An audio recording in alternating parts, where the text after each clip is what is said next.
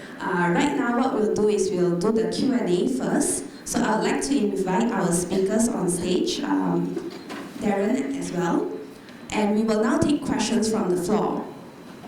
Okay, so we will have the roving mic pass around.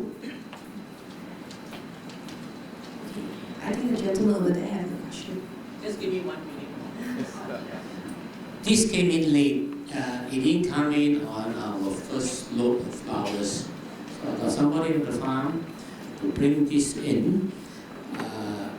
Another situation why I say Phalaenopsis can be stimulated to flower.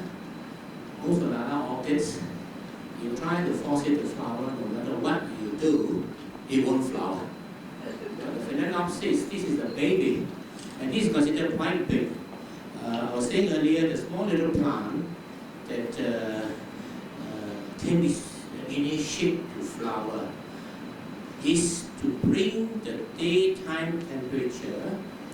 In Ouyang Baru, we set it very high. We want it nothing lower than 27 degrees Celsius. We want it to hit something like 30, 31, 32. 35 is a perfect heat for the plant to keep growing. But if I want it to flower, then you can see if I want it to flower, all I have to do is to bring the nightfall temperature down by 10 degrees. Okay? Even 7 degrees also will initiate flowering. That's why I said this one plant, they can teach it to flower. So even at the young sibling, it does flower. And these are,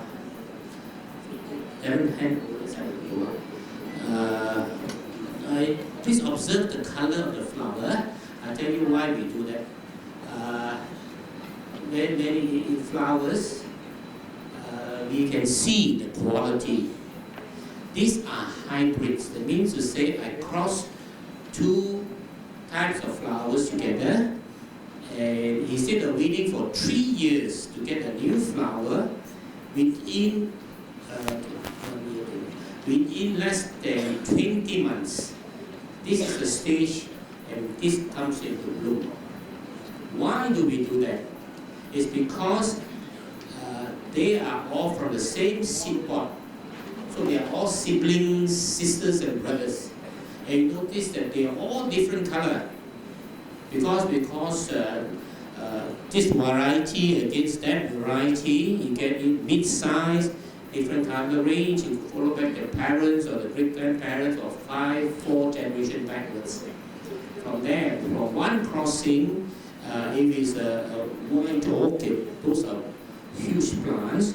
The seed pod is huge. We get something like 200,000 to 300,000 new babies. And we have to put it into flower because we want the top quality plant inside there. Like the lottery ticket. I know my first prize is there. Where the hell is that ticket? So to do that, I have to put all the plants into flower. And how good is it? Then I'm also doing something else. I want to do it faster than anybody on that particular crossing. Like now, I crossed 2 plants, I got it into bloom, I take a photograph, I fill up a form, I send it to UK, or the Royal Horticultural Society of London, and if I am the first person to cross this plant, I get the rights to name it. That's where you see Singapore Botanical Gardens. They only pick up the VVIPs from the film star or wherever the president or the king and queen, and they name the orchid after their name. We can do that because I have done plentiful, but again, as in all Malaysian businesses, we don't have enough human resource. I don't have even a single staff to do that. So we just kept it one side. I think to us, to achieve my goal, to sell more flowers is our main priority.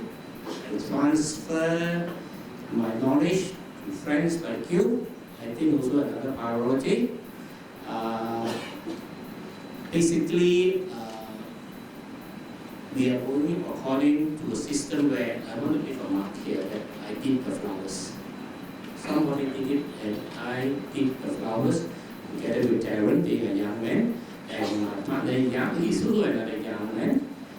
I need young people to come with me because I need to transfer, and forever it will be there to continue what I do.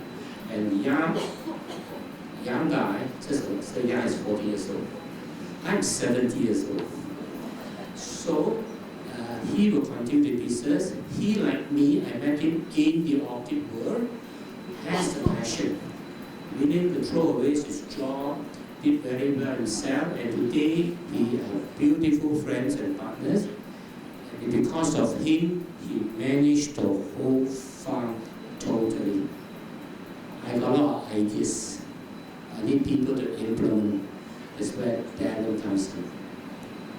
His friends tell him, Darren, you come back from Australia, fully qualified, you work in an orchid farm. But, how many years? 6 years, yeah. So he is with us 6 years. I have increased his salary, I think, 10 times. I think I'm very fair. So, managed to get his par to become a silent shareholder of the company. Not so much that I need the money, but to do a connection. Actually, to bring Genting to me. I know Genting. I need Genting as a place to distribute the flowers. Because of his steady connection there, I sold the shares to him and to be transferred to Darren. Okay? That's how business works. You can't take everything to you. So, basically, I want to tell you because the plant can be stimulated as far as Phalaenopsis is concerned. You bring the temperature down and you get flowers. Maybe just another 3 minutes because of time frame. You can buy a matured plant from us, a big plant as a hobby, so you cut short the time. But how to put it to flower? I don't know whether the wife is going to make a noise or the husband is going to make a noise. What you can basically do is that the plant is without flower now. Don't imagine it's flower, no flower. I need to bring the temperature down. One system is to bring it, put it in front of your aircon when you sleep. Morning you take it out. So the husband, your plant is more precious than me, or the wife say, hey, what is happening now? Huh? But there's another way of doing it. And I think about 30-40% of the time you still get stimulated flower. That's why these are the trick of the trick I'm going to tell everybody, and you can learn it, is to put ice cubes, put it into a little poly bag, a plastic bag, tie it, seal it so that the water will not flow out when it melts. Put it on one side of this plant, put another 2 or 3 cubes on this side. Do it every evening around 6-7 o'clock and leave it until morning. Do it over 7 to 10 days. Night time, okay? And next morning throw it away. Why is the plastic bag? Because the water will not go into the planting material. Otherwise the plant is going to rot. So by doing that, because of the change in the temperature in the night, it will initiate flowering. Of course, the best is to get a cold room made in the house, even a terrace house, a little garden. You can turn it into a cold room. Ask us. We can tell you what step to do. It's not going to be expensive because you don't need to have glass walls. We're using plastic sheet. Come to the farm. It's plastic sheet on one side. It's just like the window of the aeroplane. It's 2 sides of glass. To cut inside, there's an air space. That will stop the cold air coming out from your aircon, going out, and the hot air from coming in. If you do a cold room like this, just do not only grow Phalaenopsis. You can grow into spring flowers. You can even grow beautiful vegetables inside there. Having a garden say in people who stays in an apartment, your balcony most of the time is not used because of the dust, the heat that comes in. Fans up the upper portion, the lower portion is usually 3 feet, the upper portion may give you another 7 feet, 3 sides of glass. Put an aircon inside there. Okay? The cost of doing 1 unit of aircon over 1 month, you have to spend an extra of $170. But the amount of returns you get from the little balcony now is marvelous. Over night time, you switch on the balcony light, you find your living hall or your dining hall, a beautiful glass house. Thank you.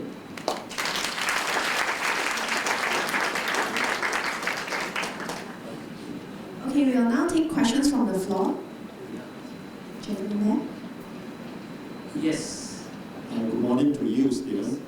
I've got one question to you, which I've been looking for an answer for many, many years. I've tried growing this plant since 50, 60 years ago, followed by a brother of mine who was a very renowned medical specialist. He's now a full-time orchid grower, having about 20 acres and also about 15 glass houses. I've been wondering all this time why he grows his Phalaenopsis, one of the best species in Australia itself, under very dark conditions during summer itself. During summer, the light is very bright. Yes. But where in his glass house, it is like late evening kind of shading. And by using the same type of potting mixture, it flowers tremendously. So I don't know why. Can you probably enlighten me on this matter? So that means to say they are flowering now? Oh yes, I Okay. have pictures here, but Okay. I don't understand why such dark conditions like Phalaenopsis orchid is a very strange flower, an orchid species, because it's always underneath the canopy in the rainforest. Just imagine the rainforest you walk in, and the actual rainforest is not the one that timber take it out 1-2 times, growing again. Now in the actual rainforest, underneath the trees, you'll be surprised there are no thick undergrowth because nothing grows out of it because there's no sunlight. Right. Similarly, this marvelous orchid is growing in those type of conditions. In our own farm, we can just grow them. The top layer, I put in a netting, shade cloth, cut off 50% of the sunlight. Then is my plastic sheeting. My farm, 6.5 acres, there's no rain in my farm. I've taken the rain out of play because I even control when they take the water, when they take in the fertilizer. And anywhere that you stand around you, I created the wind for them. I cannot leave it to nature anymore. So there are fans all around you and you get a breeze. Now this is further detail which I will talk at another stage. If you come in, let us know, I'll explain all this to you, but time is short. So basically, we are recreating the environment in a rainforest as what you mentioned in Australia. Australia, the sunlight is even much stronger than ours. Because you look at Australia, there's no cloud, it's a beautiful blue sky. And one of the countries with the severe skin cancer growth because of the sun. And apparently there's a big hole up there, I don't know. Okay? But basically what happened is this. We need to cut out a lot of sunlight. My first layer of sheeting is 50%. Then comes the plastic moving, which I take away the rain. Underneath that, I got another cloth, which is actually 50%. But because of the filter, we are now taking off 70% of sunlight. But very important, the plant needs UV. Even you shade off the darkness, the light, the UV still comes through, and the plant needs to survive on UV. Same in Australia, the UV goes through tremendously. They have to do or one more step more than us as in Malaysia, because they got no cloud cover. Okay, and the orchid will grow. That's why this plant in Europe, in Australia now, Australia not very much, but in Europe, in America, all of them grow it inside the house. The very important is it need only indirect sunlight. Very important, it need a breeze. There must be proper ventilation. If there's air movement, these guys just survive. Okay? Okay, Steven, in your guidelines, you mentioned 70%. Is it with 70% or without 70% light? You see, it's depending on... Because I mentioned about the brightness being like late evening in Malaysia. Is it with 70% or less 70% light? Less 70% of lighting. You got to take it out.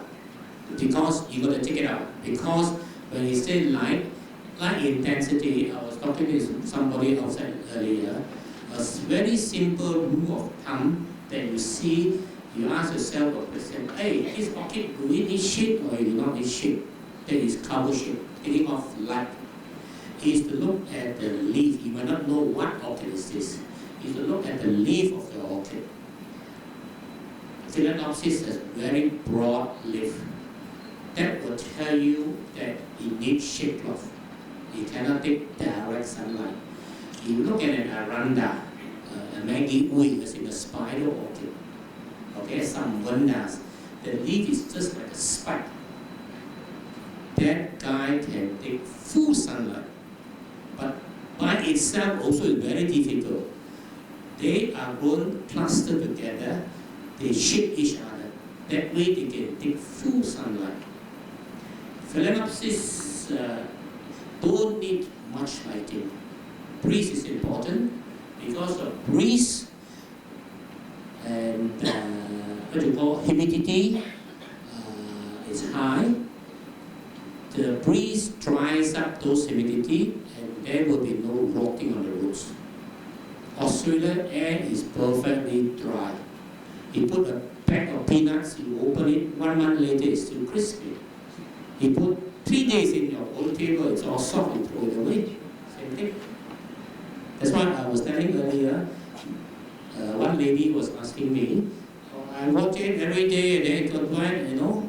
I said, look, we have a humidity control where we check the humidity in the air. Orchid is grown and the roots are air roots. They are all air roots. They grow in different medium. They can grow on this wall if the light and the wind is enough, you will climb the wall. Being air root, they absorb moisture from the air. Malaysia, very high humidity. So in my own farm, where we also have 6 cold rooms in the young farm, running on old window unit aircon, which I bought only for $120. People throw, I pick. But what I want is the cool or cold air coming from it. The plant is not worried to make a lot of noise. So basically what happened was that the air is dry. But the root system, when you touch it, is still damp. But when we look at our cage, it is below 40. We put between 40 to 70 kg. We don't care too much about it. But once it drops during the hot time, we do not water the plant anymore because it's still damp. Of course, if it's dry, we water. What we do, we water the flooring, the underneath of the tabletop to create humidity again so that the plant naturally will absorb. Simple as that. Yeah, thank you very much, Doctor. You're welcome. Thank you.